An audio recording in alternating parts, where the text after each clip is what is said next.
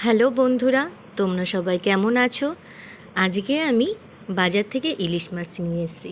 এই প্রথম নিজের হাতে ইলিশ মাছ কিনে নিয়ে আসলাম। তারপরে মাছ বাজার থেকে বেরিয়ে গেলাম সবজি বাজারে। সেখানে সব সবজি টবজি নিয়ে দেখলাম গাটি কচু রয়েছে। তারপরে ভাবলাম আজকে ইলিশ মাছ দিয়ে গাটি কচুর ঝোল করব। যেমন ভাবনা তেমন কাজ। বাড়িতে এসে সঙ্গে সঙ্গে আলু আর গাটি কচুটা কেটে ফেললাম। দেখে নাও কীরমভাবে কেটেছি, এরম লম্বা লম্বা করে কেটে নিয়েছি।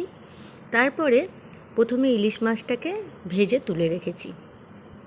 সেই কড়াইতেই সেই তেলেই আর কি আমি লম্বা লম্বা করে কেটে রাখা গাটি কচু আর আলুটা দিয়ে তার মধ্যে চেরা কাঁচা লঙ্কা দিয়ে দিয়েছি। সেগুলো দেওয়া হয়ে গেলে একটু নাড়াচাড়া করে একটু ভাজা ভাজা করে তার মধ্যে আমি দিয়ে দেবো জিরে গুঁড়ো, হলুদ গুঁড়ো, লঙ্কা গুঁড়ো, লবণ সব দিয়ে আবারও একটু নাড়াচাড়া করে তার মধ্যে দিয়ে দেব জল। এবার জল দিয়ে ঢাকনা দিয়ে সেগুলো একটু কিছুক্ষণ ঝোলটা ফুটতে দেব।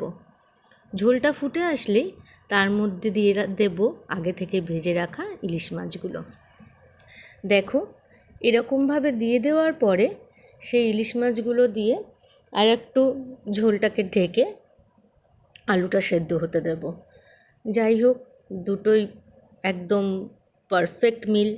আলু কচু দুটোই একটু সেদ্ধ হতে সময় লাগে, সেহেতু ওইগুলো সেদ্ধ হয়ে গেলে আমি আবার ঢাকনা খুলে ঝোলটা একটু দেখে নেব কেমন হয়েছে। এই দেখো আমার ঝোল পুরোপুরি রেডি। এবার এক থালা